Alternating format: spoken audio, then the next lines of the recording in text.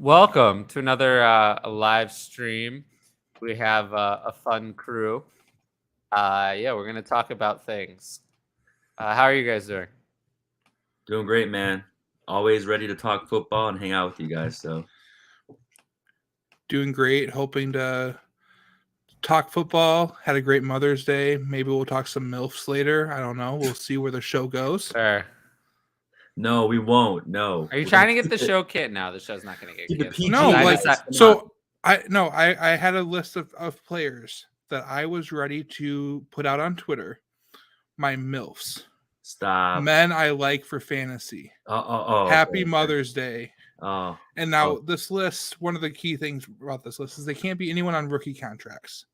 They got to be usually on their second team. What type of players do I like for fantasy that are a little bit more on the mature side?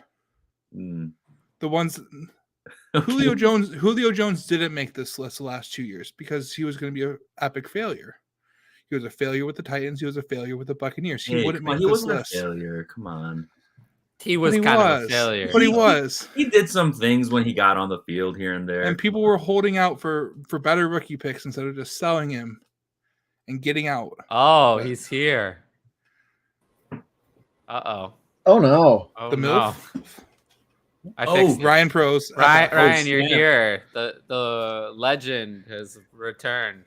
Hey, he's got his facial hair going too, but he's got the chin strap going. Yeah, I gotta take that off, bro. I'm lazy. That's awesome. It's like the different stages right here from like Tyler, like the stubble. Yeah, the people should get excited because, there's a lot of new content coming to the channel. Who's excited for that? Woo. Oh yeah. Really? Pick me. I have food in my mouth. Patrick. Yes, content on the channel, the YouTube channel, and also the podcast stream, right? Yeah, and that's going to be on both. Everything's always been on both. That's so the not new. It's going to be there. And you, Conan, right? Yes, Conan and I recorded 4 videos. The first one. Oh my gosh. I barely have that many fingers. I know. I don't know how you got this week, right? Yeah, they all released. There's still one. So the first one was about Dalvin Cook. Then there was one about Zach Charbonnet and Kenneth Walker. And then one about Tank Dell. And then there's another one coming up on Thursday about 2 more sleepers. It's about, we can talk about it a little bit later. But yes, it's been very exciting, very positively received. It's exactly what I was hoping for. Nice. I love the Dalvin Cook one.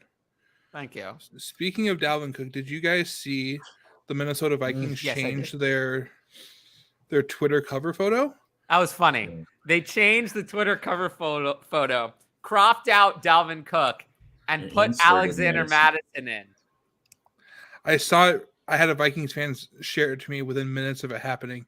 I couldn't get trade offers out fast enough before other people picked it up.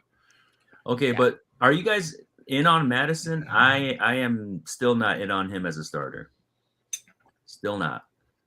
And I get some flack for it, but I think it's kind of like a divided opinion. No, let me tell you, the Alexander Mattison hive on Twitter is like the most delusional people.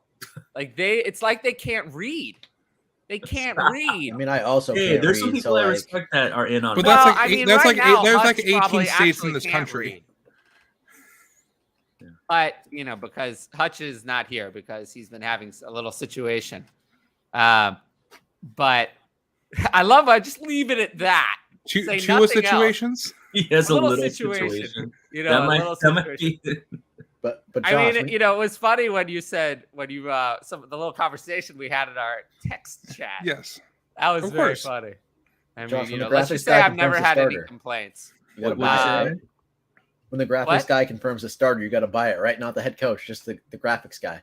Oh yeah. If the graphics guy put him in, that's for sure he's gonna start. Graphics guy has got the inside. Madison is bad though. I mean, he's not bad. I mean, he's pretty bad. It's just he's not. There's a reason why every time Cook was even a little bit healthy, Madison's just gone. Like, he's not touching the ball at all. I mean, there's a reason that happens. It's because he's just not the guy, right? And he doesn't just suddenly become the guy because the guy Cook is gone. You know, they're going to bring someone in or something. We'll see. I mean, he's been below 4 a carry the last 2 years and on decent volume. I don't know why we think that's going to improve. Yeah. Because Cook was better. Matchups. Like, it was one of the – sometimes you have it where, like, the backup – there really is no difference between the backup and the starter. Darrell Williams and Clyde Edwards-Helaire. Now, everything was better when Darrell Williams was in. But, no, not in this case. Even a washed-up Dalvin Cook last year was infinitely better than Alexander Mattison last year. Why would he be better after 4 years of the NFL next year? That doesn't really make any sense. So, Alexander Mattison, you know, if you gave him everything – he'd probably be high-end running back 2, but that's assuming he gets everything. Someone else is going to get something. Yep. They're not going to go into the season with what they have, and if they do, it means that someone else on the roster, probably Dwayne McBride, but it could be Ty Chandler. It's not Kenny Wangu. He's a special teamer for life, so. We'll say, Ty Chandler... Dwayne McBride is not on waiver wires because he was drafted in rookie drafts, but Ty Chandler found his way on a lot of waiver wires. Yes. I would add him only because I would bet on Dwayne McBride because Ty Chandler did nothing as a rookie, but, you know, he shouldn't be on a waiver wire. I mean, Chandler has the metrics. That's the only reason why I drafted him late last year in a bunch of rookie leagues because, you know, he has the metrics that say he's athletic. So that's always kind of what you want to go with if you're going to take a dart throw at least, you know, get some opportunity. But yeah, I think they're going to bring someone in, right? And I can't wait for the tweets that are going to be like, hey, you know who'd be a great fit for the Vikings? Dalvin Cook. Like you always see once they move on. I have it in the draft, Josh. I'm ready. The reason why Kenny Wangu played ahead of Ty Chandler was because Kenny Wangu plays special teams. Yeah. He's more valuable in that sense because they already had Madison and Cook. There's no reason. The RB3 was not a part of their offensive game plan. Yeah. So it was better to use that spot on the guy who returns kicks over the guy who does nothing. But I do think that if it were competition on the running back depth chart, Ty Chandler is ahead. But Dwayne McBride, I think, now has a chance. I mean, I think he has a fair chance. And I would say those two are the ones competing for that spot, McBride and Chandler. Wangu is not in the competition. Yeah. Pollard or Gibbs in Dynasty? It's Gibbs by a lot. By a lot. I mean, it's not even close, right? Yeah. You could probably trade Gibbs for Pollard plus. Yeah. I did get my first Pollard share, though, in a recent did you? Yeah. I'm not in on Pollard. Just gotta be Vaughn's going to take his job. No, I'm kidding. But, I mean, he's not going to take his job. He's a great value for what he is. If people factor in everything, he's a fantastic value. Whether he's going in redraft. But I'm not buying. Gibbs all the way. I bought him for pretty good value. I think I'm definitely not in on him as being the superstar running back just because Zeke is gone now. But, I mean, I think he's going to be very productive for sure in that offense. I'm just interested to see how he comes back from that injury. I know it wasn't like the most serious thing, but still. Yeah. So, a few things I wanted to cover. So, first of all, if you're here, make sure to like the video, leave a comment, subscribe to the channel. But the most important thing, because I feel like a lot of people actually do those things, is to hit the notifications bell. Because there's a lot more content. The drop time is going to be pretty consistent. I learned about trying to drop things on the weekend. So if you're looking for extra videos, those videos mostly will drop Monday, Thursday, and Friday afternoons. Tuesday and Wednesday, I want to give people time to watch this, enough time to watch the other video because this is the one main show we have. But mostly it'll be Monday, Thursday, and Friday afternoons. Occasionally, if I really have a lot of content or there's breaking news, I'll drop it whenever. But those will be the times where we generally release content. So there is one coming up on Thursday afternoon. And then, so you'll have the notifications bell to know about that. And then I have combined the Ask Tyler and Patreon question show into one feed. They're the same show. There's no difference. The only difference is where the questions are coming from. They're the same exact show. So they're in the same feed. I'll do, just kind of whatever I want with that. I think a Patreon version will be the next one. And Conan and I aren't recording our next set of episodes until Monday. So I'll probably record that at some point this weekend, and I will put that out on Monday afternoon. So look for that Monday afternoon coming up as well. Let's move on. So I have trouble understanding why Garrett Wilson is being valued above Amon-Ra and even CeeDee Lamb in some drafts. Well, I mean, I can share some logic where I think it's happening. So we have a young receiver, hotshot rookie receiver, coming in and gaining over 1,000 yards with the likes of Wilson and White and a bunch of ragtag QBs. Enter Aaron Rodgers, who wasn't the best last year, and I think he's obviously kind of in the twilight of his career, but he's going to be the best quarterback that Wilson has ever played with. And I think they're expecting big things from Rodgers to Wilson connection. If he can do that with, putrid QB play, then with Rodgers, it should be able to elevate him. So I think that's the logic that's being used there. I would consider him maybe above Amon-Ra, but I really like CD. So he'd kind of be like in between the two, I think. I'd probably go CD, Wilson, and then Amon-Ra. It's so tough to rank those three. I think the Eagles bias me wants me to put CD at last, but he's actually going to feast on offense. I don't work bias into my things, but I've been doing a lot of underdogs. I'm a degenerate. What do you know? I've been drafting a lot of Garrett Wilson and Amon-Ra in round one. So is it really that big of a gap between those guys? No, they're like CD and those two, because that's what it feels like. I think there's no gap. I think they're all in the same tier. I think it's built into Amon-Ra's value. I think still to this day, his late round draft capital, compared to Garrett Wilson and CD, who were first round studs coming out of college. That definitely plays a role, I think, in why Amon-Ra often gets undervalued. And even in my own biases, as I try and adjust my rankings and how I value players, I tend to hold that against Amon-Ra. Now, given we have 2 years and about 2 years of a body of work, but I don't know if I can put him above these first round draft capital guys who are doing the same thing. To me, Amon-Ra and Garrett Wilson are kind of the same.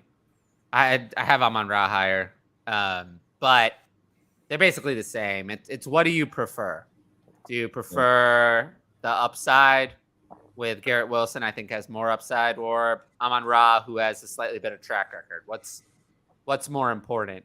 CeeDee Lamb is in a different universe because I think, is Amon-Ra ever going to do better than 107, 13, 59, and 9? I don't think so. I think that's above Amon-Ra's ceiling. Yeah. I think maybe that's the best case scenario. And then Garrett Wilson, that's about Garrett Wilson's ceiling. Because Amon-Ra could get there on the volume, but I don't know if he's going to get the yards or the touchdowns. Garrett Wilson could get there on the yards. I don't know if he's going to have the touchdowns or the volume. So, yeah, I mean, what CeeDee Lamb already did last year is close to what I think the ceiling is for the other two. And CeeDee Lamb's already done it. He's only 5 months older than Amon-Ra and a year and change older than Garrett Wilson. So it's not like he's very old. So CeeDee Lamb to me is in a different group. I have him as he's the clear wide receiver 3 in Dynasty by a lot. By a lot. I don't have him very close to 4, who is AJ Brown. I'd need a lot. Not a lot, but something, not 0. I'd probably want an early second to move from Brown to Lamb. Okay, that takes away my interesting comment, because he said you always want the plus when you're trading away someone, right?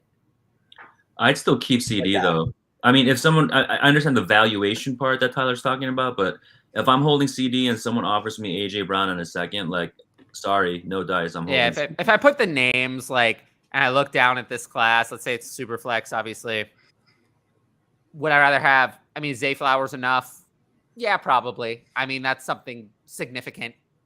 Zach Charbonnet, Michael Mayer, Sam Laporta, Kendre Miller. Yeah, Will Levis in a super flex. It's probably enough. I like CeeDee Lamb better, but not. Those are significant assets. I'm fine with that, but it's not zero. They're not right next to each other, and I have no doubt about who I would prefer. I have more doubt about, I think AJ Brown is closer to the other guys than he is to CeeDee Lamb at 3. Yeah, I agree with that. So I agree with you. I don't understand why Garrett Wilson is being above CeeDee Lamb.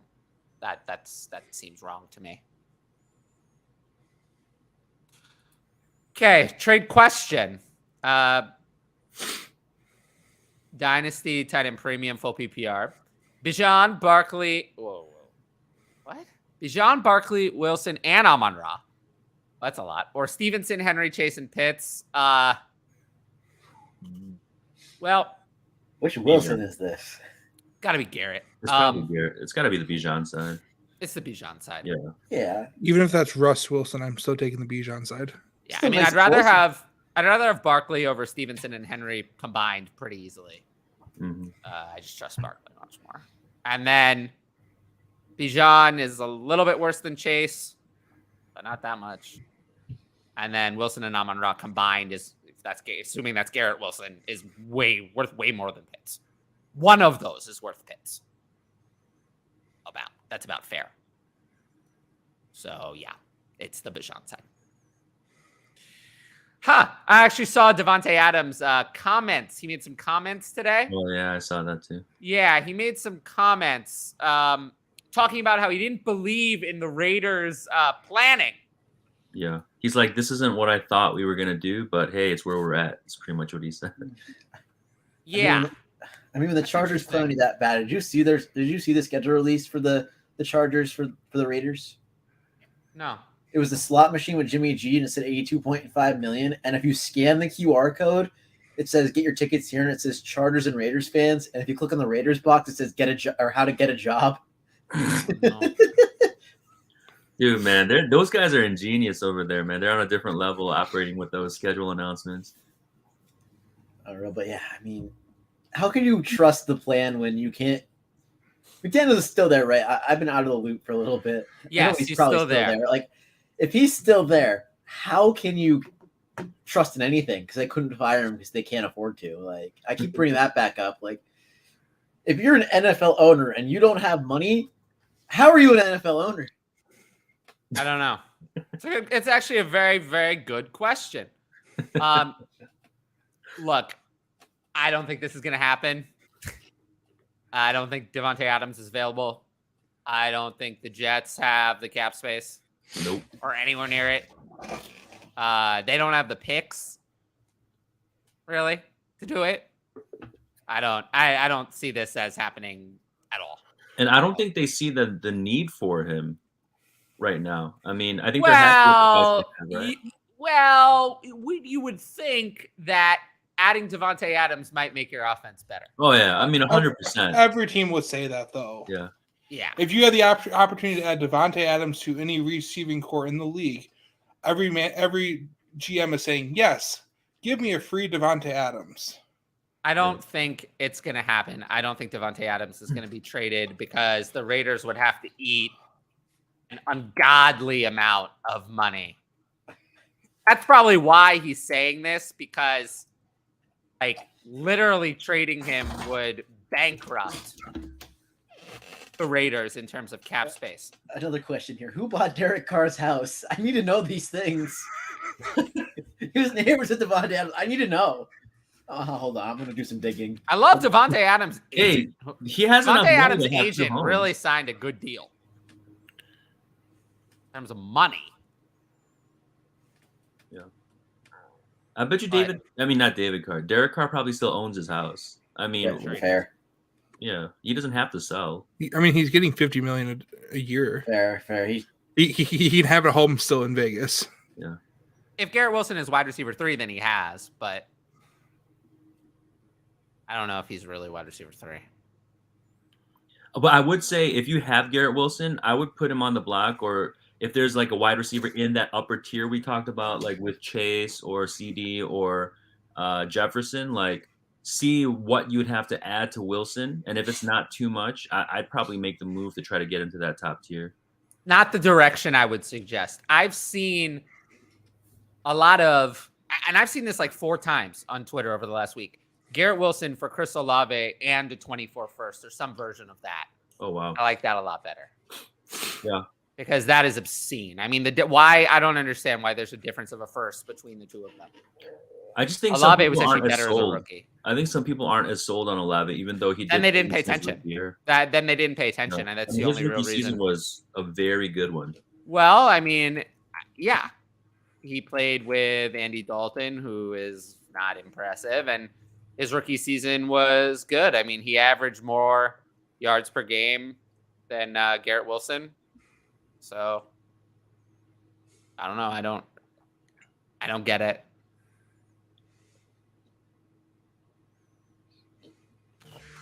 Do you like Calvin Ridley or Christian Kirk more for this year? Great question. Oh man. What I will say, I will have no Calvin Ridley this year because Calvin Ridley is priced as if he's going to come back and be the Calvin Ridley of old, and he's going to be number 1 in the pecking order, and everything's going to go perfectly. So I'll have no Calvin Ridley. Christian Kirk I might have. Yeah.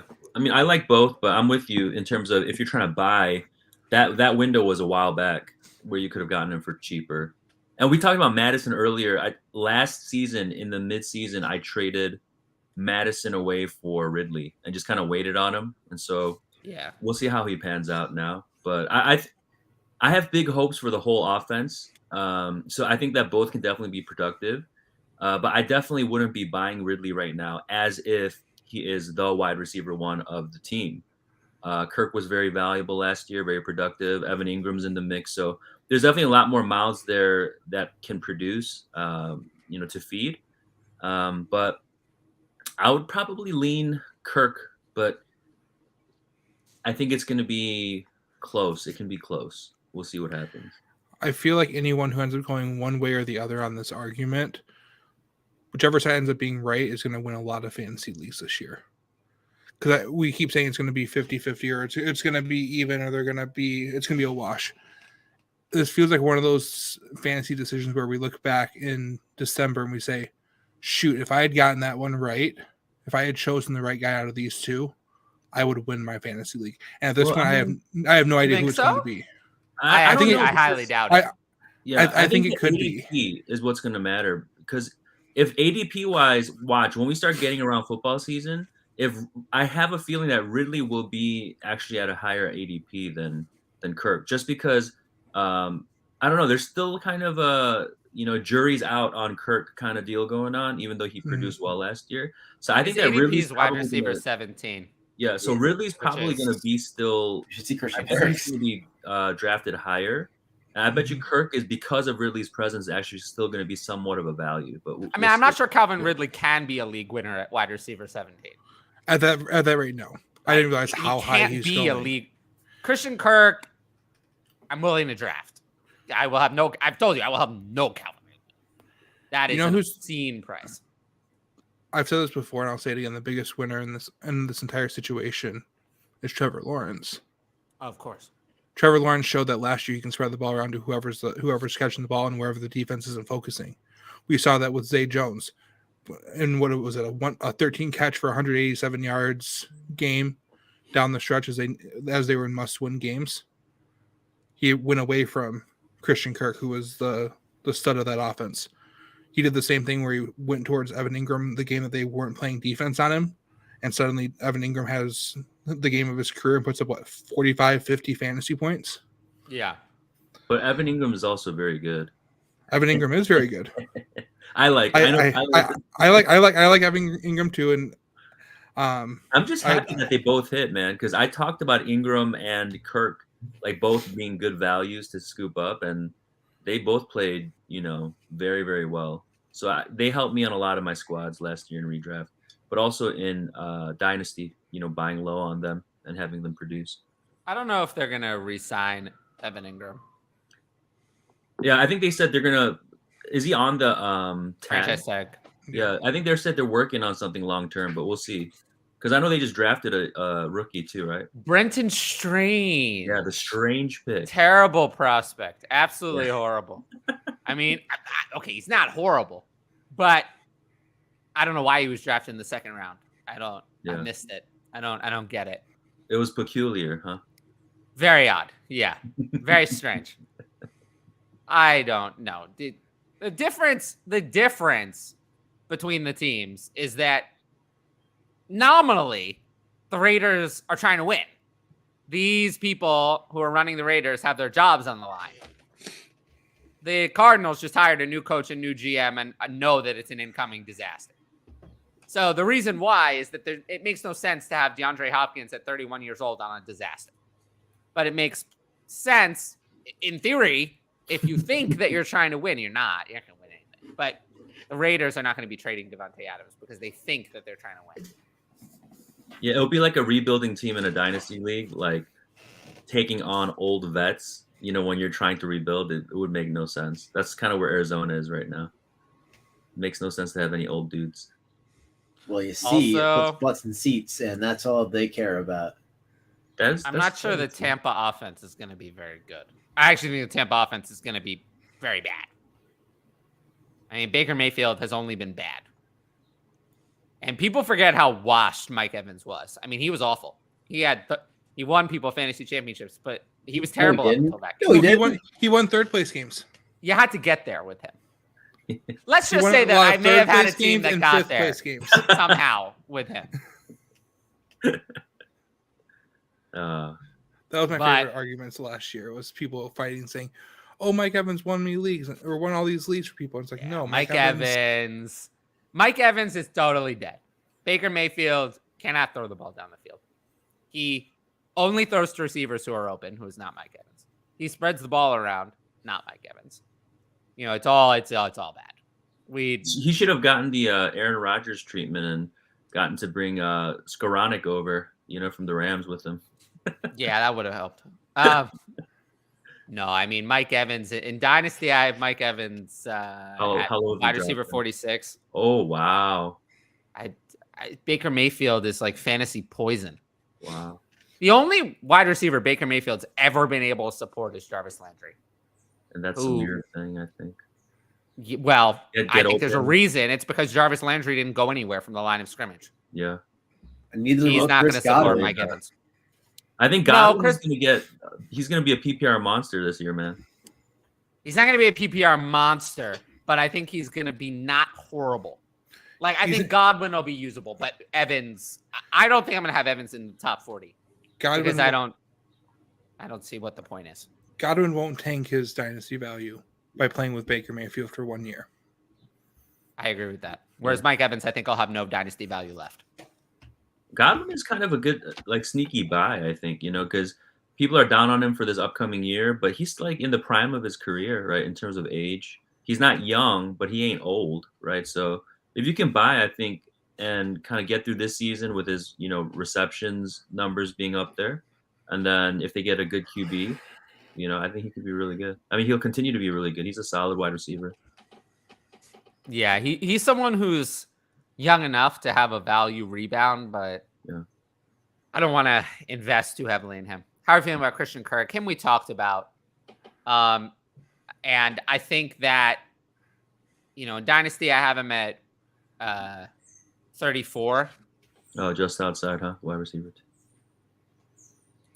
We know what Christian Kirk is. There's no ceiling. So I don't know how excited I'm supposed to be about a player like that. It's not going to be better than it was last year. Adding adding Ridley, right? Yeah. Yeah, it's not going to be better. So, and last year there was some inconsistency. Yeah. I mean, I think you're hoping for a replication of last year for Kirk. Yeah. Essentially what you're hoping for is that Trevor Lawrence takes another step forward. Yep. Ridley if Ridley's the old Ridley, it's not going to happen. But you're hoping that Ridley is more like the 2021 Ridley than the 2020.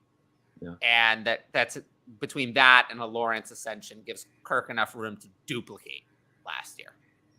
That's what you're hoping for. Because Zay Jones is not going to disappear either. It's going to be crowded.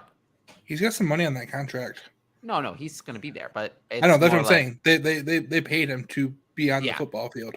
I'm backing up your point. They have depth also. That always helps a quarterback. An injury won't derail the entire offense. Yeah. Also, if you're here and you want your question to be read immediately, I always suggest using the super chat. I do usually get to all the questions, but if you want me to read your question immediately, and we usually fall behind, the super chat's always a way to jump to the front of the line. And then if you want to support me, the best way to do that is through my Patreon.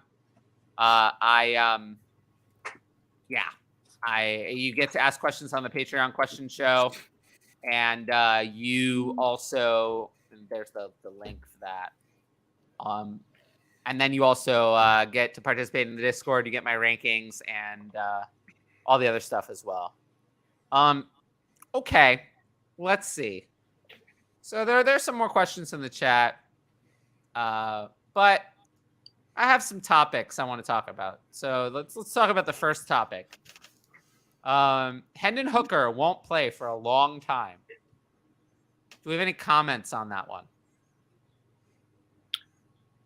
Was anyone expecting him to play, quickly? I mean, where would you draft Hendon Hooker in a rookie draft? Oh man, I probably wouldn't. You wouldn't. Well, you would draft him somewhere. So where would I'd probably go third round, maybe late third. Because I'm with you. My price on him is so low that I won't get him. But in the Trade Addict 8 rookie draft, he actually fell really far, and I traded out of the pick. He fell to 28th overall, and I continued to trade out of that pick to avoid taking him. Yeah, that's actually around probably I would have taken him there. Like I would say late third, I might take him. But I'm not really looking to get him at all. I mean, I'd have to be desperate at quarterback to consider him earlier than that. I just think there's no reason to take an obviously declining asset. Yeah. I mean, even age-wise, and you already expect that there's going to be at least a couple of years, before he gets any substantial playing time. And also the fact that he can't do anything past his first read. So, there's a lot of things working against him, I think. Yeah. Not really interested in him. Yeah. All right, let's see. We're not going to really talk about Saquon Barkley right now. We'll see. When we have news about Saquon Barkley, we'll talk about it. I love Saquon. I hope he stays in New York. I could see 208. A lot of people at 208 I would rather take over him. A lot of people, yeah. A lot of people. I'm trying to think of who was there. Do you want Jaden Reed or Hendon Hooker? I'll take Jaden Reed. 100%. Jonathan Mingo? I'll take Mingo. Jonathan Mingo was never there. Mingo was early second round. Well, he shouldn't be because he is a horrifically bad prospect who shouldn't be going into I'm going off of Tyler's rankings. I'm considering guys around that range. Fair enough. I hate Jonathan Mingo, so. No, he goes way higher than that. Yeah, Jalen Hyatt. Would you rather have Jalen Hyatt? I'll take Jalen Hyatt. Would you rather have Cedric Tillman? Well, I picked Cedric Tillman over him in my own draft. No, twice, 100%. I believe. So these are all guys that you're kind of considering at that mid to late second round pick area. I'm a big fan of Cedric Tillman, by the way. Tillman was a good prospect, right? I mean, it's just a situation he's going into is crowded. I mean, that's the only thing against him. I don't think it's that bad. They have Cooper, they have Moore, they have isn't DPJ still there? Yeah, but DPJ is terrible. Yeah, DPJ still there. David Bell. Oh, I feel so bad. I wrote an article for DLF about winners and losers from the draft, and I included David Bell. Yeah. It was the NFC North or AFC North article. Obviously, I wrote about the Browns. I included David Bell in there, and I just felt so bad for him. It's so sad. Because dude is a baller. I mean, he always produced. Didn't work out. But it didn't work out. I mean, he's still 22, but the writing is on the wall that it's probably not going to be in it for him. I think Cedric Tillman could get on the field very quickly. Is he going to beat out Donovan Peoples-Jones right away? I think he has a chance. I think it's going to take some time. Yeah. Do you guys see the rumors of Zeke to Cleveland? Going to the Browns? Oh, gosh. Really? I mean, it's a rumor, but I would hate that. I don't get it. Yeah, I mean, you got Chubb. You don't need Chubb, but who do you have backing you up? Jerome Ford? I think Kareem Hunt makes more sense. But they're not. Only if they had Kareem Hunt on their team since tweet. No, yeah, if only they had Leonard Fournette makes more sense than Zeke. I agree. Leonard Fournette still has a little bit in the tank, even though it showed last year that feels like he's close to done. Oh yeah, Patrick, Patrick is taking control. Bryce Young or Russell Wilson and Jerry Jeudy? The PPA, point per attempt? I don't know. It's a PPR, but Bryce Young, of course. These are very far away, Tyler. If it's point per attempt, I'm taking Russell Wilson. Yeah, I'll take Bryce Young.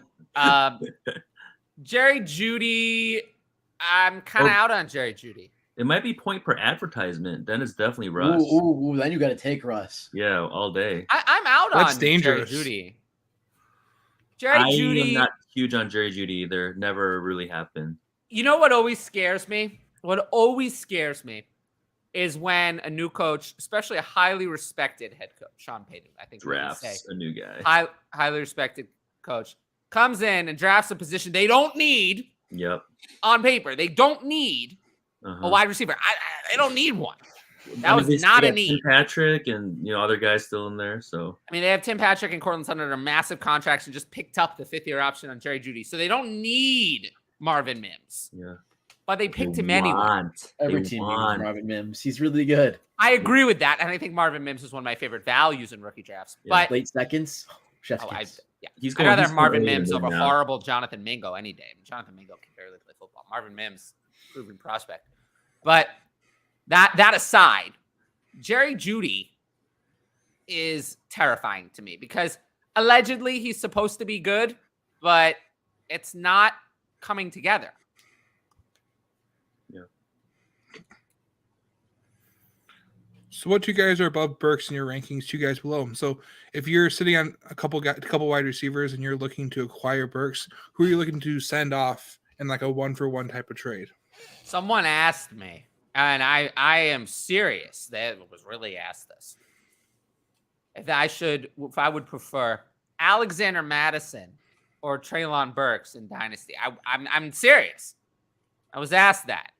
Dude. I was also asked about Roshan Johnson. Is that a fair offer for Treylon Burks? Gosh, man, go buy Treylon. My goodness. People are considering these things. Please, my God. So maybe Treylon Burks is a little undervalued. You better go buy in those kind of leagues. I also heard a certain famous fantasy football analyst who will remain nameless. It's Jason Moore. Say, I think maybe it was Andy Holloway. I don't remember. Say that they preferred Zay Flowers over Treylon Burks. Forget which one. I think it was Jason Moore. I don't understand that one at all. So is this consensus rankings or in our rankings? Well, forgetting about the question, Treylon Burks is a strong buy. Oh, 200%. I'm already basically 100% in all my leagues. Yeah. You won't let me have him. I was I'm keeping Well, when I click on view in other leagues, all it says is drop. Well, I'll I'm gonna have to work my magic. Hey, that's like me and Sam Darnold. Nice. I have done it. Because I'm looking at Fantasy Pro consensus just to get like an overall vibe of the consensus rankings. Like Christian Watson's above him here. I think I'd prefer Treylon Burks over Christian Watson. I agree with that. I like Christian Watson. Yeah, Christian Watson is a flawed player. Yeah, he can improve though on those flaws, right? I mean, I don't agree with that. What? Not to some degree. I mean, as in, I think Christian Watson is always going to be a little bit inconsistent, going to struggle to get the volume. Oh, you think he's going to be like Gabe Davis-ish, but better? No. I think he could be Gabe Davis if Gabe Davis were good. Like, I think that's his ceiling, is that kind of player. So there's always going to be some flaws. Sure. The best players in that archetype are like Mike Evans, but he's not going to be that. Like, could he be? I'm just thinking of a good comparison for Christian Watson. I don't know. I mean, Michael Pittman. I mean, Pittman's good. I think Pittman has more volume. Yeah, he has better receiving skills. Mike Williams, similar body types. Mike Williams, if Mike Williams stayed healthy. Yeah. I think Christian Watson is just a little flawed, whereas Treylon Burks is a far better prospect. I just moved Christian Watson and Tyquan Thornton for a probably early to mid 24 first and 24 third. So, I mean, I have Watson priced around a first still. Yeah, so do I. Yeah, I'm going to move him. I did a trade with Christian Watson. It was Christian Watson, Jerry Jeudy, and the 208 for Drake London. Oh, that's an interesting one. Not really. Wow, you really don't like Jeudy. It's Drake London by a lot. I mean, it's Drake London by a lot. It depends on who you go to. I feel like you could have gotten more than London out of that. You think so? Yeah, depending on the man. I mean, some guys are still nobody Jeudy, man. Nobody else liked. Put it this way, I sent offers with Jeudy where Jeudy was ascribed a value of a lot less, and I was laughed off. So, yeah. And I have Drake London at wide receiver 10. Yeah. I mean, he has all the numbers, right? Target volume, even target percentage. It was hitting his rookie season. He was leading the way, so I understand. He alphaed Kyle Pitts. That's all you need to know. I mean, Kyle Pitts was injured for most. I know, but still. I mean, to get Christian Watson, I traded 201 and 204. Okay, yeah, that's an easy buy. Yeah. So I didn't have Christian Watson for very long. Yeah. Right. Confirmation that previous Young or Russell Wilson trade was PPR, not point per attempt. It's Young. It's Young easily. Yeah. Welcome, Toronto Dave, into the chat. We love Dave in these parts. What is up with this Kincaid hype? I'm not really in on it. Like, I think I wanted Michael Mayer, but Kincaid is the rookie tight end to have. The only issue I would say is if you're looking for value. I mean, he's obviously going in the end of the first round in most Superflex rookie drafts.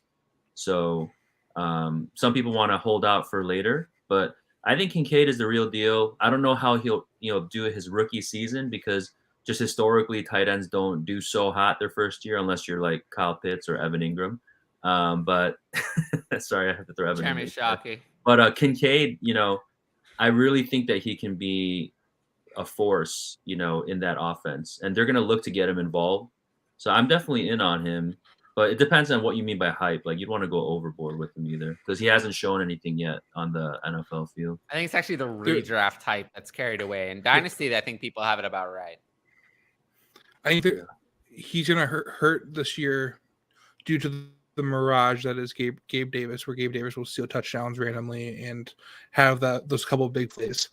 And then also Dawson Knox isn't just going to disappear from this offense. No, he's going to disappear. He disappeared on his own, even when he was the only. He disappeared on his own, but he's still going to see the field. They've still got money tied up into him. He's going to be out there, and Kincaid's going to. He's not going to completely disappear from the field. Yeah, that's true. I mean, it's more so they don't have a 2, so like he's not going to disappear. But T. Higgins, Jordan Addison. It's easy. That's T. Higgins. It's the box versus the boat. Yeah, that was the easiest one. And I love how we all took it very seriously. If Jordan Addison does everything right, he could maybe be T. Higgins. It's actually a very similar situation. Yep. There's a real alpha there. Yeah, but here's the thing. The Bengals are locked into Joe Burrow for like as long as, I don't know, so many years. The Vikings are looking to move on from Kirk Cousins, and who knows? No, I know. That's why that's one of the reasons it's T. Higgins by a lot. But also T. Higgins has done a lot more in the NFL. Jordan Addison is someone I like a lot. Okay. What, did you look at your own rankings or something? No, just got an interesting text that we can talk about. It's not a good one, but it's fine. Okay. I'm fine. It's not about me. Okay. All right. Tony or Tony? Let's keep things moving. Tony. Tony? Or For me, it's Tony. It's easily Tony. It's like a third. Yeah. I'll see what you have.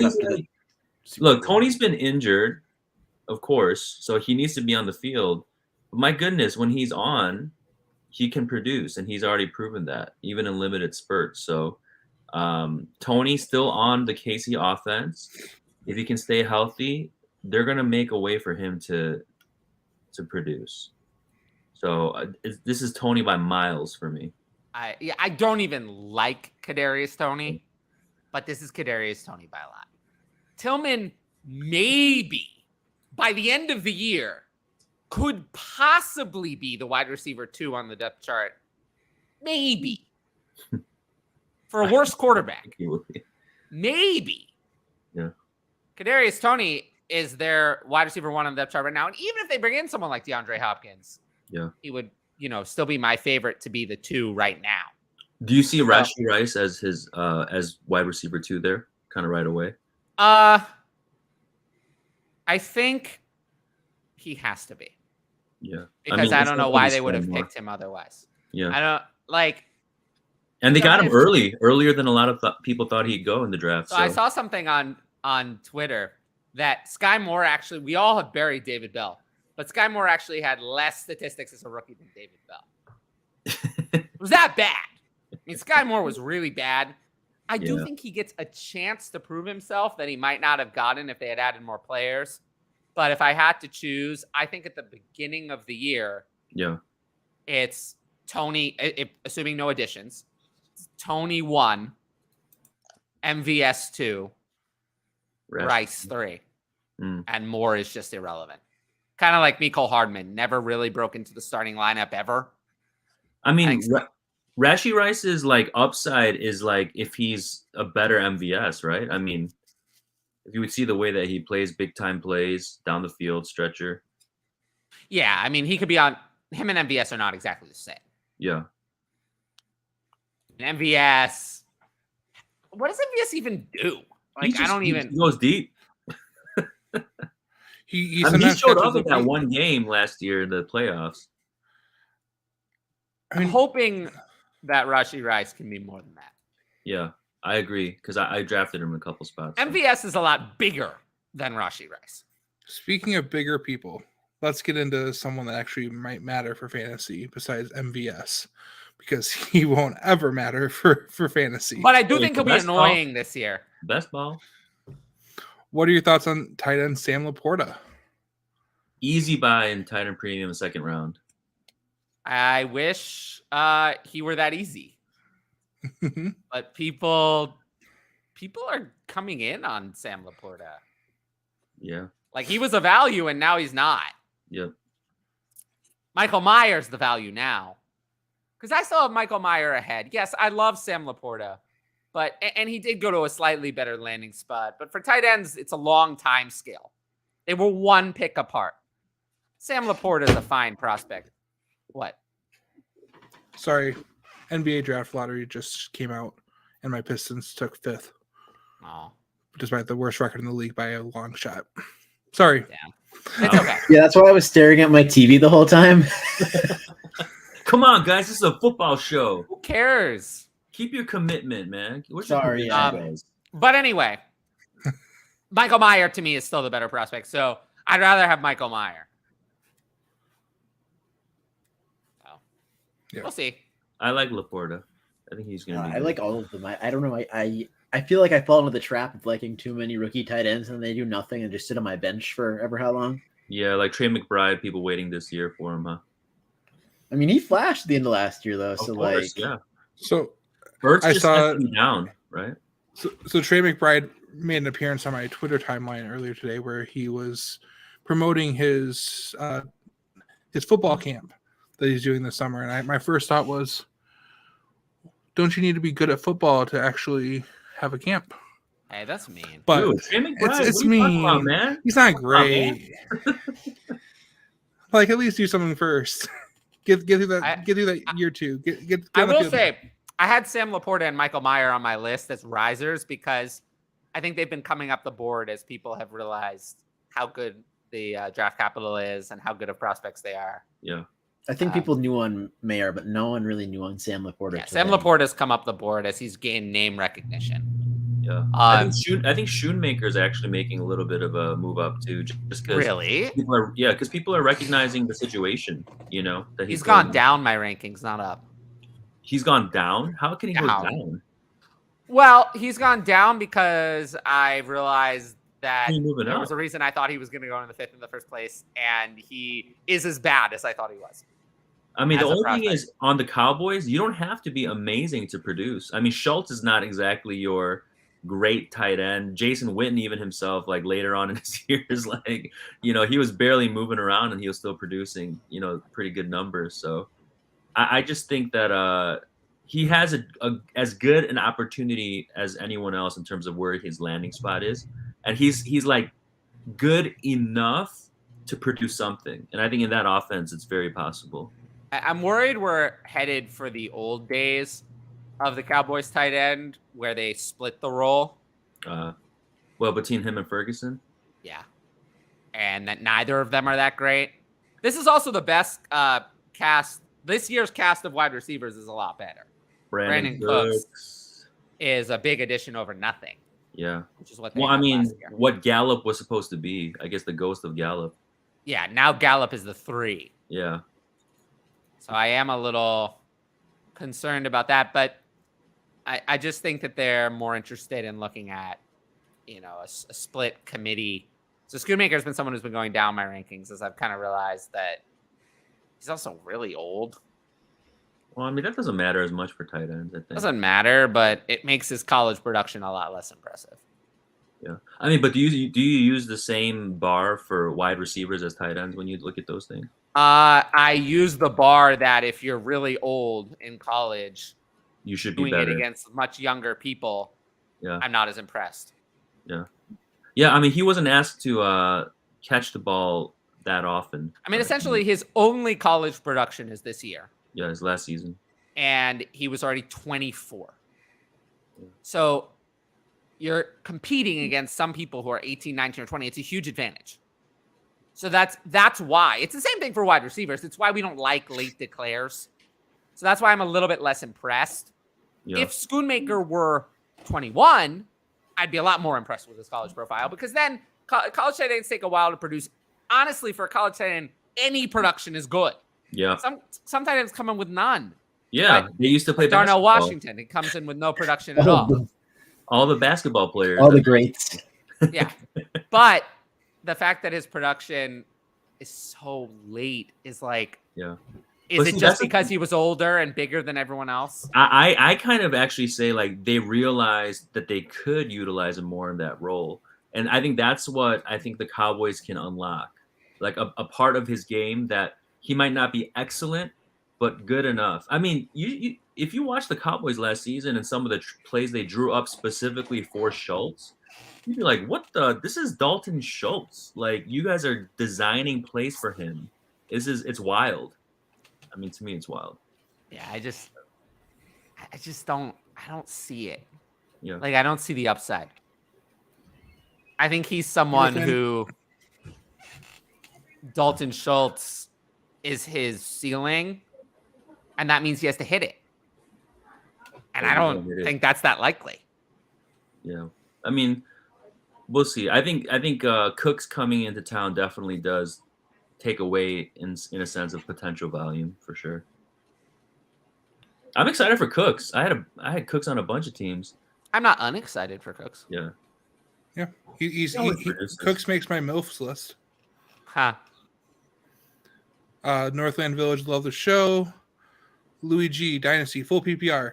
Tony Pollard or London and DJ Moore? We're taking London and DJ Moore and moving on. Yeah. Either one is worth. I mean, DJ Moore.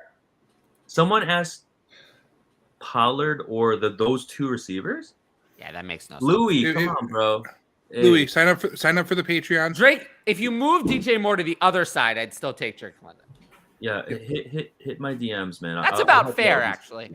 Pollard and DJ Moore for Drake London. Oh, I'd give that a second thought. Yeah.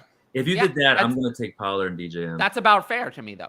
To me, though, in Dynasty, these stud wide receivers versus anything that's never going to be in the stud range, I always lean on the stud wide receiver because you can't buy that.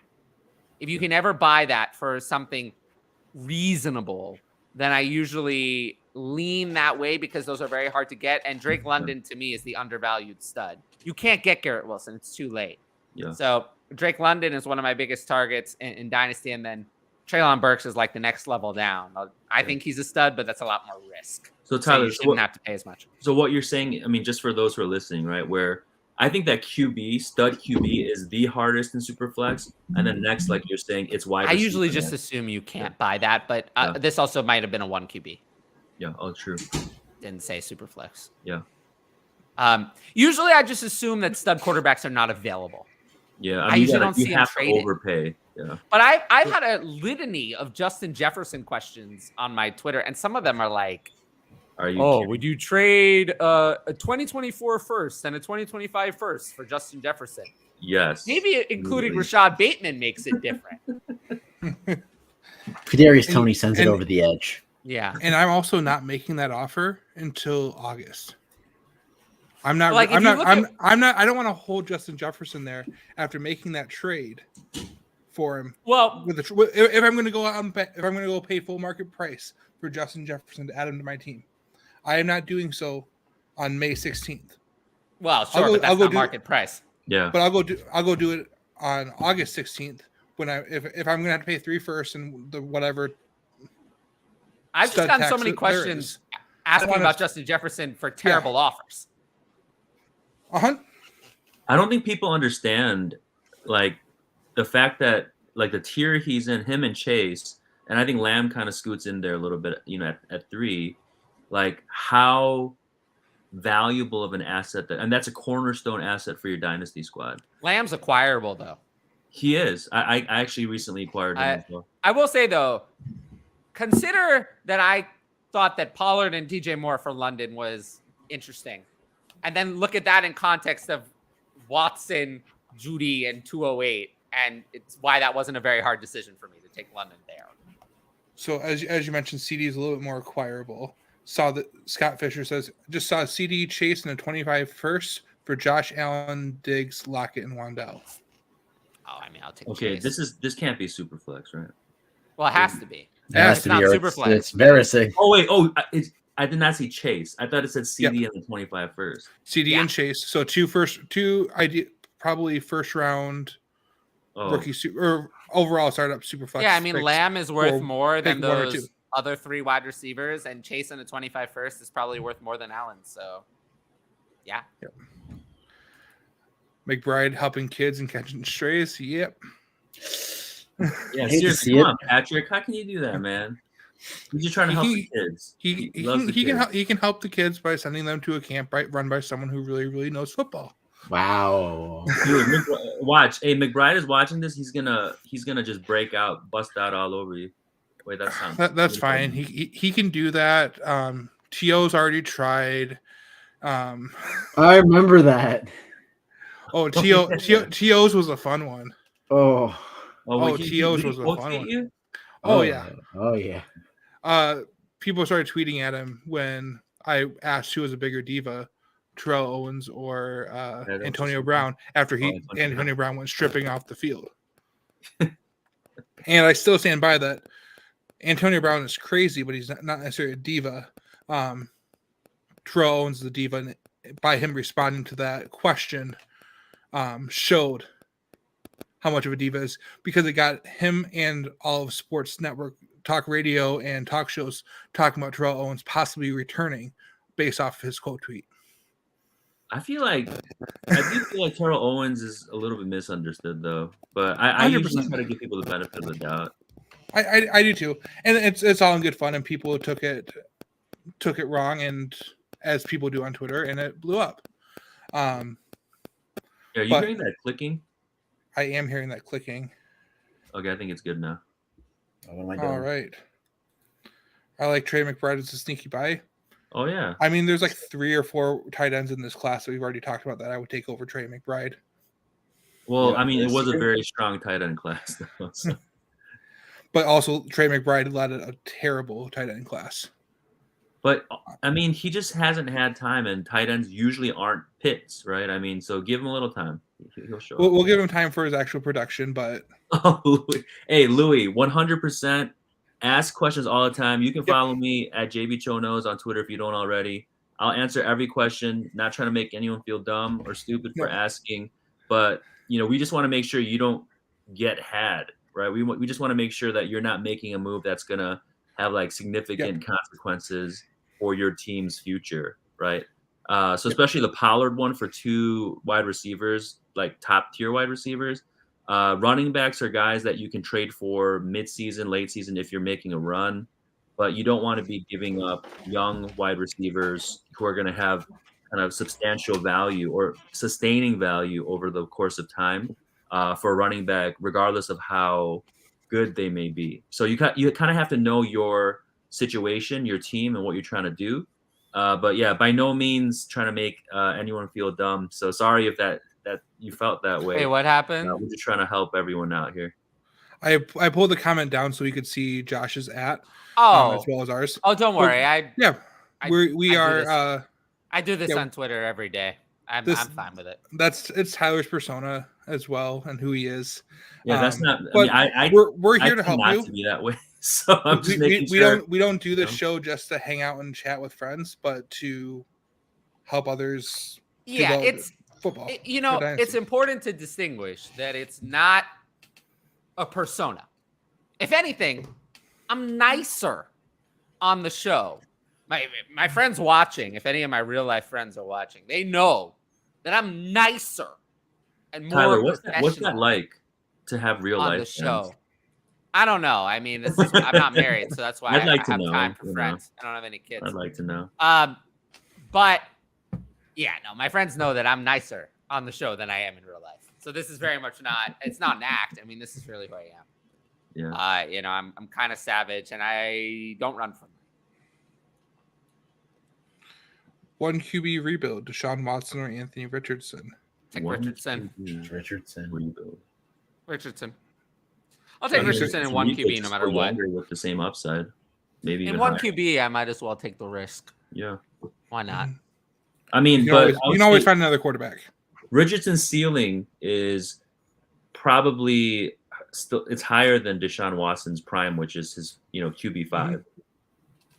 Just because his physical metrics, right? I mean, if he can get the passing part down, he's going to be disgusting.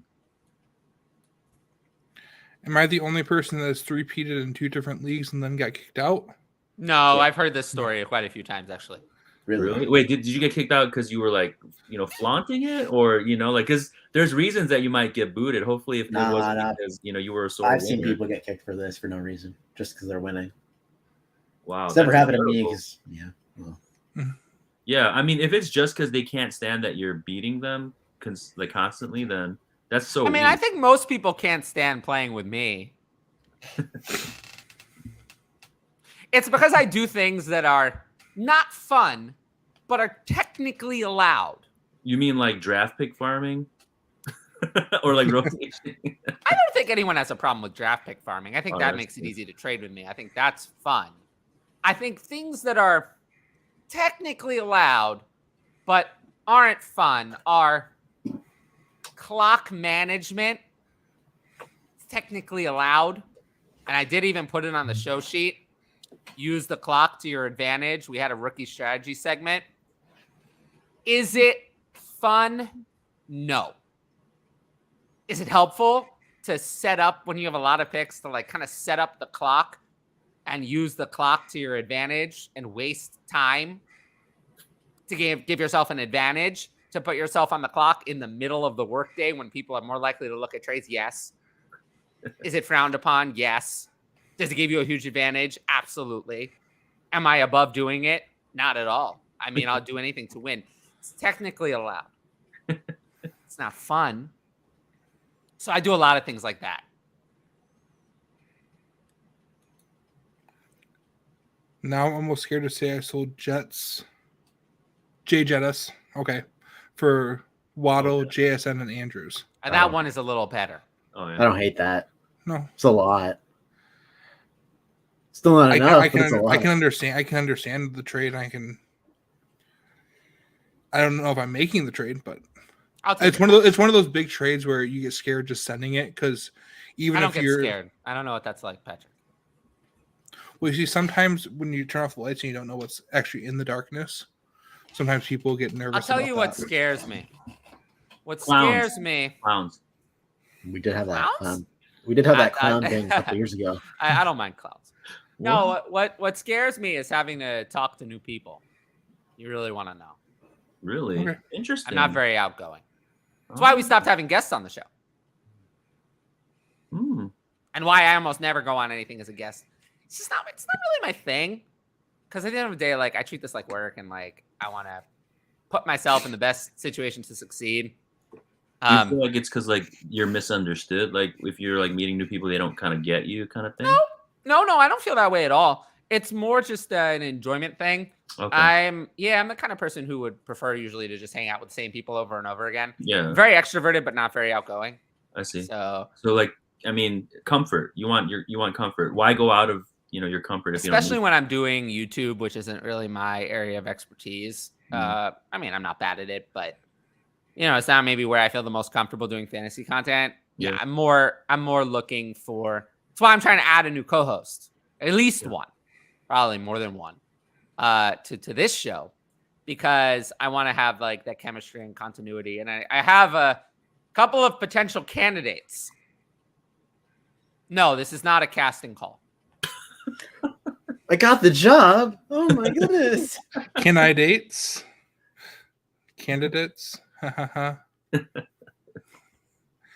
Anyway, appreciate the knowledge, y'all. That's why I'm here. Thank you, Louis, for being here and watching.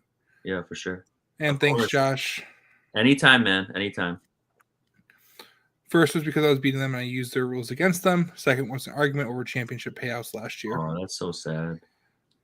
I mean, I think there's a lot of leagues that struggle with championship payouts last year. Yeah, no. Even just in general, I think, whenever money gets involved, sadly, people just become different. Like, even if it's like $50, a couple $100, like I've seen some people who seem very well put together, nice. And then, yeah, I mean, when it comes to money, just all of a sudden things change. That's kind of why. Yeah, I mean, the first time I found out people play for like high stakes and stuff like that, I was like, whoa, people do that with fantasy football. Like, I'm just like, I want to have fun with people, be competitive. And for me, it really is kind of in every league I'm in. I think trying to build relationships is a big part of that. I mean, it also helps with trading, but I mean, it's not like a means to an end. I think just valuing relationships and people in general is always more important than winning. Oh, I don't agree with that. I would say I knew Tyler was gonna say. I mean, hey, Tyler, that's why maybe we have some good chemistry. It's like I'm the proton, you're the electron. We neutralize. You know what I'm saying? Well, I always say that I'll be friends with people from my leagues when I win.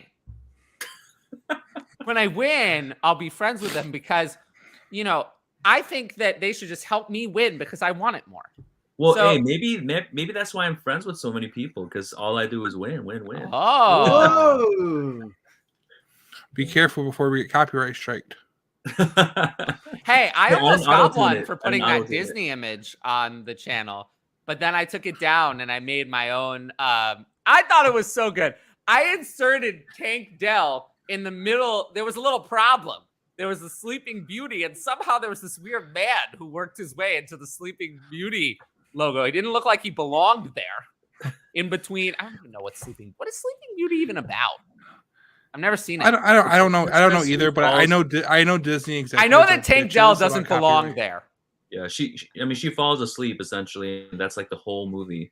And then a prince comes and kisses her wig. I think is the whole. Yeah, movie. And someone probably tries to steal the throne or something. But what's up with all these 1 QB questions right now? I don't know. People still play 1 QB. We did the 1 QB rookie. Look, the 1 QB lobby. You're never getting another video ever again. Never again. The views on last week's mock draft were awful. That was it. The 1 QB lobby. You let me down. You'll never like, get another video from me. People Sorry, on Twitter QB right lobby. now are like, it's pretty much super flex. But once we get into redraft is still very much in the 1 QB, like Yahoo, ESPN, Fantasy, lots of 1 QB, lots. So Akers, I'll take Brees. Kamara, Pickens. Yeah, it's Brees. That is a lot of stuff. I'm gonna guess 10 team. You just go for the top quality. So if my team sucks and you need a lot of positional starters, I might consider it. But usually in 10 teams, the way that it goes is there's not that many starting spots. So going quality is always the move. Let me go to the waiver wire and fill it with 3 or 4 Also, other random Brees, guys from all those empty roster spots you just gave me. And those guys, Brees those is are going my to play actual week lottery 1. tickets. I'm not concerned about any comments. Yeah. Another 1 QB. Yep. That's why I was like, we got to keep getting them. Have the 101, 108, 110, 111, 112, and 208. What would be a fair offer to get the 102 to go alongside the 101? 110 through 112? Yeah, that's a lot. And they'll probably ask for at least. I would start with 111 and 112. I think that's what I would do. If I had the 102, I'd need all 4 of those secondary picks, and I still wouldn't say yes. So I wouldn't say yes either. Yeah, in 1 QB, it's just too much of a stretching. You've got to start at least those 3, and I think that's a reminder of. I realized this as I got through my rookie draft, my 1 QB league, just earlier this week, that those late firsts are worth pennies. It's not nearly as much as you think they are, or you think they're going to be worth. So, if you think you're contending, you better not just hold on to it, because you're just going to be stuck holding this semi-worthless piece of mid-second super flex. Yeah, the difference between the 112, no one actually is going to want it. The difference between the 112 and the 210 and 1 QB is almost nothing. Because they more quickly become dart throws is basically what it is. Mm-hmm. But yeah, I would say, Brett, always start low, man. Like, we're talking about a range that you maybe need to get to, but if you can start with a 111, 112 and then work it, like have them counter until it gets to like 108 and 112, still very much worth it. But are they even going to respond? You have to get them to feeling like there is progress. So you got to start a little bit lower. That's one though that I wouldn't even counter. Someone sends me the 111, 112 for I don't know. I'm not countering. And that just stalls the conversation. You still have to try. Yeah. I'm not trying to undersell someone and stopping negotiations. That's what I'm more concerned about. Well, I just tell people that if they don't negotiate with them, then I'm going to like them a little bit less. So then usually gets negotiations restarted. People usually just respond to me because, for the most part, I have everyone's respect. So. But you're nice. I'm not. You can be nice, Tyler. I've seen it. I can. I'm actually. No, I always say I'm very kind, but not very nice. So I just have one question. How do you think James Robinson feels about this question? James Robinson's still a person. I mean, apparently Trey McBride's watching. Everyone's told me that. Man, the life of this year's James Robinson. I mean, there isn't one a lot of years. If I had to give one guess, I'd obviously guess Sean Tucker, but I don't think Sean Tucker even counts because Sean Tucker's too on the radar to be a James Robinson. Yeah. So if he doesn't count, then my next best guess would be Deneric Prince, who I'd never heard of before the draft and who sucks, but he went to the Chiefs. You know who he reminds me of is Darwin Thompson. Do you remember back in the day? I do. I will say though, one thing about Deneric Prince is he's a far better college prospect than Isaiah Pacheco was. Yeah. So maybe he would be my guess. There usually isn't one though. I mean, it doesn't we're at hurt the to bottom keep of the on comments. these guys because you have to. You need some hope and some life for your late round dart throws and rookie drafts. Come on now.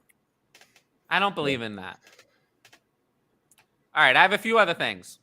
What do we think? So Foster Moreau signed with the Saints. He beat cancer. Pretty quick. Yeah, I was very surprised. I thought it was going to be many years. 1-2 uppercut. I'm very happy for him. 3 years, $12 million, $8 million guaranteed. Does it matter?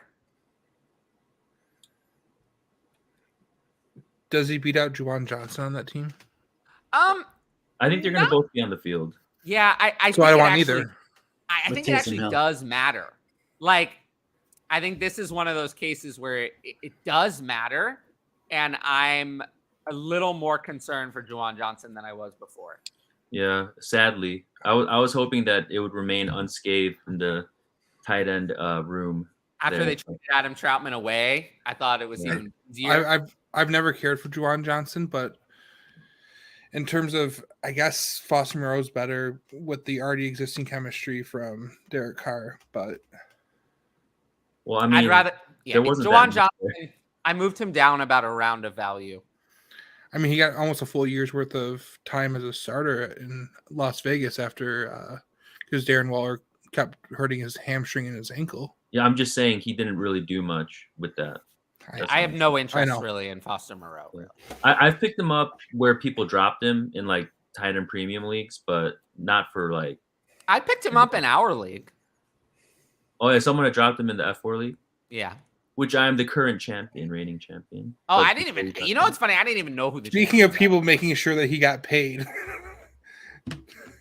as we talked about money earlier, Josh had to make sure that we made sure that we got our monies going. All right. Good man. Having those tough conversations when I didn't want to. Next news story. The Vikings may move on from Dalvin Cook. We'll pass on discussing that one because I would suggest this is one of my most watched videos recently. Conan and I, over 500 views. And here is the link. I would click on it. It's actually a good video. I think nothing's really changed since we recorded it. Over 500 views. It was good. So go and look at that. The Seahawks restructured Tyler Lockett's contract. It means he'll probably be there for 2 more years. Does this matter? Yes. For JSN, it does. It does? I don't really think it does. No. I feel like if you have a lesser quality wide receiver that you're competing for targets with, it definitely helps you if you're a good receiver. Yeah. I mean, that's my thought. I'd much rather him be gone and JSN play on the opposite side. I'd rather him be gone. Yeah. I mean, if I'm a JSN owner, I like Tyler Lockett, so I'm not really worried. I'm happy for him that he's sticking around. I don't see Tyler Lockett pulling a Julio and disappearing. So, I mean, they're just different types of players. You know, I think Lockett could continue to play for a while. And Geno spread the ball around. So, do you guys believe in Geno? Like, I mean, do you think that he can replicate even last year's like numbers? Or I think they're always going to be looking to replace him if they can. Yeah. He's I really them thought a good that they might take placeholder. Richardson, to be honest. I think they would have if he was there. Yeah. Mm-hmm. Oh yeah. I traded out. Now another Trey Lance problem, a new problem. Trey Lance, another problem. Still talking about that guy. Now a finger problem, a new problem, another issue. Adam, I'm tired of hearing about the issues. Yeah. Sam Darnold's gonna lead that team in the promised land. Seriously, no, legit. Watch this. I've tweeted that, man. Sam Darnold is good enough of a quarterback to excel in that system. Dumb everything down. Let him use his arm talent. Let your players do the work for you.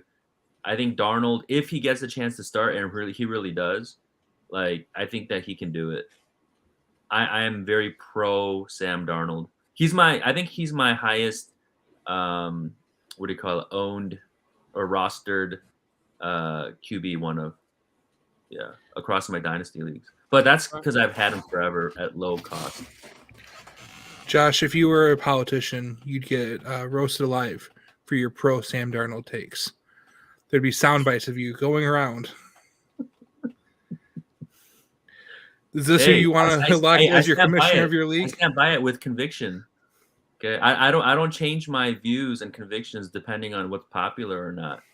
I stick by it. That's what makes me, who I am. Right. All right. Continue with the finger issue as There's I flip nothing off to Sam continue. Darnold. Trey Lance is a waste of time. He's not I dropped him even lower now. He's down to quarterback 25 in my Superflex rankings. Yeah. I just can't see it happening. If it does, I'm happy for him. But it's just he's ever since his rookie season, and then after his injury, it's like everyone's looking. Actually, people aren't even excited about him anymore. To be honest, he's falling a lot in startups. Like people aren't sure if he's gonna even start. So many question marks. Yeah, I agree with that. Love.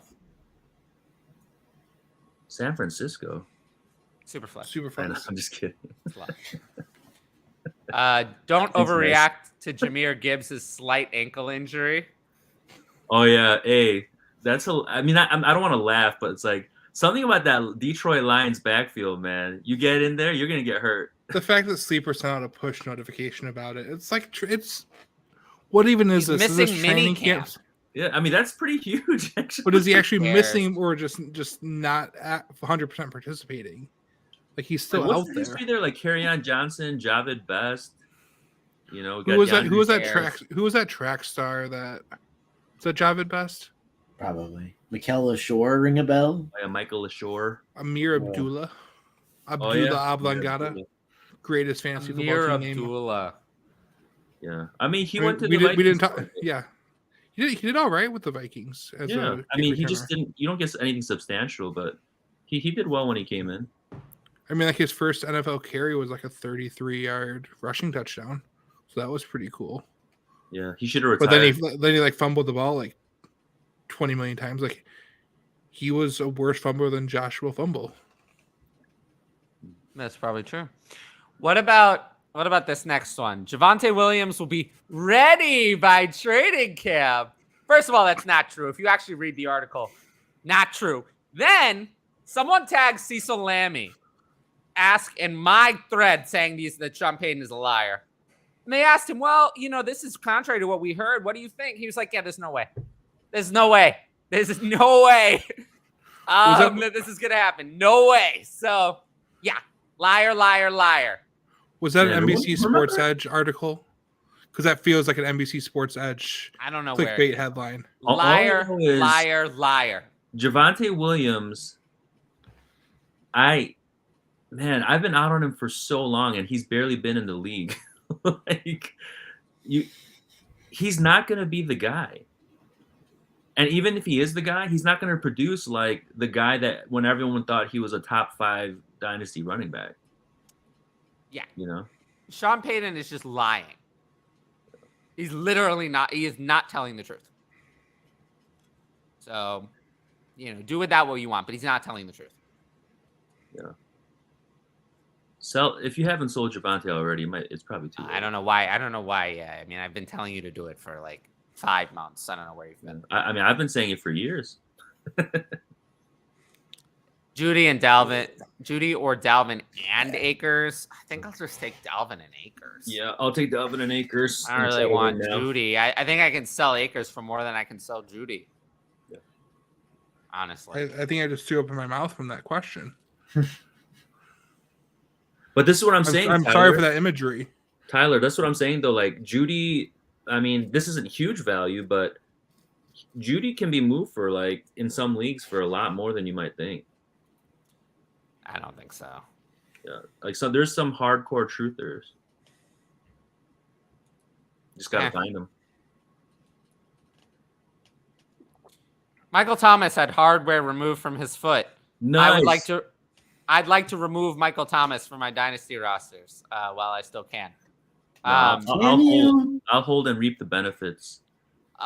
You can reap the benefits from when he retires. I don't understand. For him. The last time, let's rewind to the last time Michael Thomas had a minor ankle problem. Hey, how did he do the first 3 games of last season before he got hurt? Then he got hurt. But the last time he went into the season healthy. Now we already have a new problem. The last time he had a minor ankle problem, he missed all of 2021 and most of 2020. It was a minor problem, essentially destroyed 2 whole seasons. Yeah. I mean, I think the way that they went about it, there were a lot of stories about, which way they should go, surgery, let it heal, play on it, all kinds of stuff. So in the last 3 years, he's played in 10 games. He's still 30 years young, Tyler. 30 years young. What about this one? Antonio Gibson will get more touches. Agree. I don't Not buying hype, but agree. You know what? I've heard a lot of good things about this Chris Rodriguez person. Oh, what round was he selected in? 6th. Yeah, exactly. I've heard good things though. Yeah. I like him. I think Gibby's the guy there. I mean, we all know who Bijan Robinson. He's a plotter. I just don't know what changed. It's the same coaching staff. Didn't they bring in the same one who benched Antonio Gibson? I thought the whole thing was the OC there. Well, I mean, Ron Rivera's still the head coach. Yeah, I'd be surprised if he just decided that he hates Bijan Robinson now. Yeah. I mean, Eric Bieniemy's the likely successor as the head coach there. But Eric Bieniemy by 2025, he's not the head coach. That's his offense to run. He was brought in. Eric Bieniemy to change personnel. Put Isaiah Pacheco on the field last year, who is and that was better than anything else they had. Who can't do anything in the passing game. But they did use McKinnon. But that was better than what they had. Mm-hmm. Oh, it's better than Clyde Edwards-Helaire. Yeah, That's a very low bar. Man. I think that the Broncos are going to come to their senses very soon and realize they have to add another running back. Dude, Fournette would be great there, to be honest. Yeah, Fournette would be the one I would think they would add. Yeah. I think that's a good move. They signed Melvin Gordon again. Oh, no, I think Melvin Gordon is not welcome. That was sarcasm. Yeah, I mean, he wasn't welcome. They can't sign Latavius.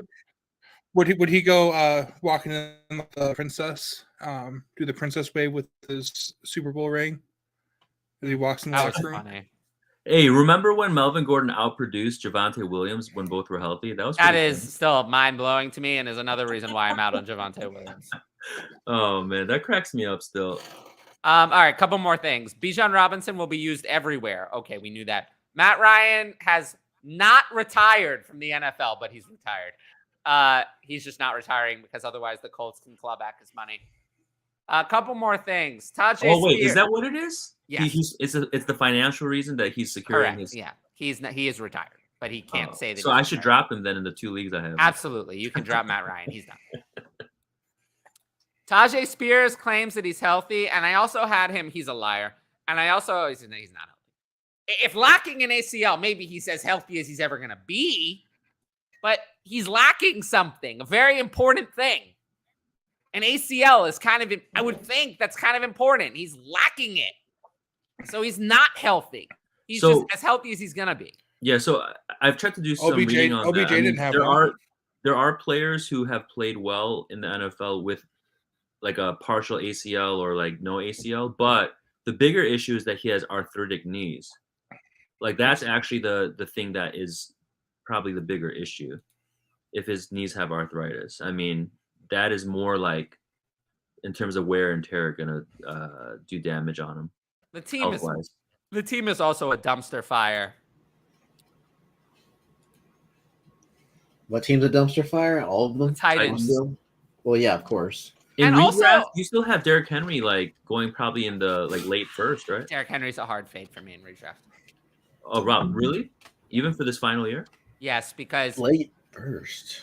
Derrick Henry looked like last year was the year before the wheels come off. Like and this year is the year the wheels come off. Yeah. But he's probably still volume dependent. I mean, he can depend on the volume. My issue with Tajay Spears but is I don't think Tajay Spears doing is 20 ever going carries to for be 6 yards. a workhorse starter. Man, I've seen Tajay Spears go so high, and I was like, man, with his condition, I wouldn't touch him. He's one of my biggest fallers from when I ranked during the draft to when I had time to think about it. Yeah. I mean, he went like late. I mean, the early drafts that I've seen, he was like late first for some people. Yeah, like, they had him as like their RB1 and stuff. So I'd rather take someone like Marvin Mims, who I just think is actually going to contribute. Yeah. Like, I think Marvin Mims is going to be something. Whereas I think the most likely outcome for Tajay Spears is that he's the backup this year to Derrick Henry, doesn't impress, and then the Titans bring in someone ahead of him next year. I mean, they spent a third on him. They could easily just spend another third or a second next year or even more. Who knows? I mean, who did they spend a third on last year? Malik Willis. Point made. And who they spend a third on in 2020? Darrington Evans. Was he ever used? No. Oh, he's a pretty cool guy, though. Oh, he's a great guy, but he was never used. Yeah. Don't let any of Appalachian State Twitter find you because it will eat you alive. Who cares? They can't eat me alive. They can do whatever they want. I have a block button. That's all I need. Let's see. The NFL schedule released. The Lions versus Chiefs will open the season. That's very interesting. And bye weeks range from week 5 to week 14 this year. That's like normal, right? Yeah. That was no buys during the fantasy playoffs, which is good. For the last 2 years now, since we've had the 17 games. Maybe they care about us. Yep, weeks 15 through 15, 16, 17, except for Scott Fishbowl. Everyone signed up, correct? Yep. For SFB? Mm-hmm. 100. All right. Rookie draft strategy. Don't do stupid things. Draft good players and don't draft bad ones. We talked about using the clock and draft for value, trade for need. That's probably the biggest thing that I would say about strategy. You want to pick the best players and the value. Don't focus on filling needs on your roster. You can always trade. And during the clock, if you need to fill needs, is the best time because you have the most leverage. You can capitalize and get things that you want. All right. Risers and fallers. Tank Dell, we talked about a little bit in my video. You can watch it. I'll pull up the link for that one. I heard there's another really good guy called Nathaniel Dell, too. Oh, I've never heard of him. Here's the link to the Tank Dell video. I think it was really good. And then Conan and I have one more video about 2 more sleepers who are also both risers for me. It's Michael Wilson and Elijah Higgins, but you got to watch that video. It's on the channel and you can nice one, Patrick. Nice one. At your earliest That's convenience. actually my name. I know it's actually your name, but wait, did you? I thought you changed it to the space. There's the link to the upcoming video. I put the space. It drops Thursday at noon. Nice. And then one last riser, Clayton Tune. Just heard more and more that Kyler Murray's not going to be ready, so I picked him in the 5th round. And he has a good name for puns, like singing a different tune at QB, you know. Yeah. And then fallers, we talked about Spears. Israel Abanikanda is falling down my list mostly because I just don't think he ever gets a chance. This is the Rodgers-led team. Probably going to lean on the veterans. Yeah. I just think he never gets a chance. You think he's going to get LaMichael Pirine? A little, yeah. He's someone like I had him ranked a little bit higher, but now I kind of have him in with Eric Gray and Deuce Vaughn. You know, I used to think that his name was pronounced Lamical Perrine. So did I. Yeah. I had so many things like Abanaconda's ADP is way, way, way too high. It's just people recognizing his name from the pre-draft process. He's just someone in the Aaron Rodgers situation. The fact that there's not one Michael Carter, but 2 Donovan Knight competitors for the RB2 role on a team that's not going to lean on a rookie. And Knight actually looked good last year. Knight actually did look pretty good. I would still lean toward, I mean, I don't know. I feel like I have Abanikanda too high even in my rankings now, but I'm just hoping the talent eventually gets him into that RB2 role. But I wouldn't be surprised if as the offseason moves on, I move Carter and Knight up my dynasty rankings and Abanikanda down even more. And then CJ Stroud I have as a faller just because the Texans are idiots.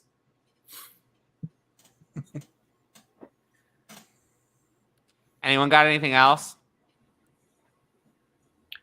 Just can't wait for football season to start. It's gonna be awesome. Yeah, I agree with that. All right. So next week, we'll see. We'll be here 7:30 p.m. Eastern night. You know, I think at the end of the day on these live shows, we're always gonna have. I'm gonna have a topic in my back pocket, but I mostly will focus on taking questions from the chat, and that's always what I want to focus on. But I'll have a topic in my back pocket. Next week, we're probably going to talk about some dynasty strategy. Oh. Yeah. And I'd love it if people contributed to the show sheet other than me, because I'm boring. Because I wrote this show sheet, and I put a lot of boring topics on there. But anyone got anything to plug? I mean, I'll just say, you can follow me at JB Cho Knows. My DMs are always open. Gladly talk trade, fantasy football, drafts, whatever you need. And you'll find me, I haven't been as much, but on some of Tyler's threads when he gets questions out, just helping out and giving my 2 cents in as well.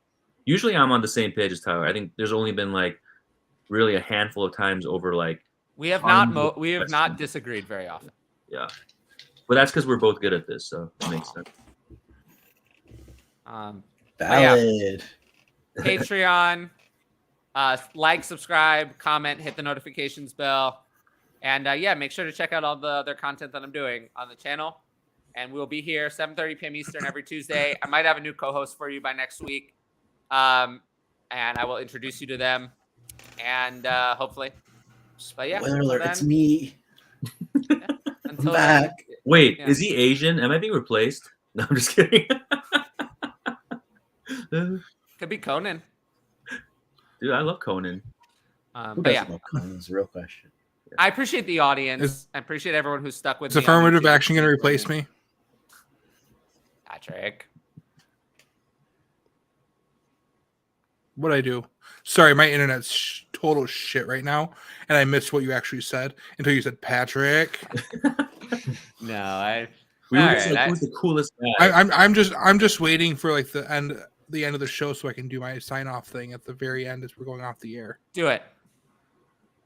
I gotta time it as you do it. Do it now. All right, there you go.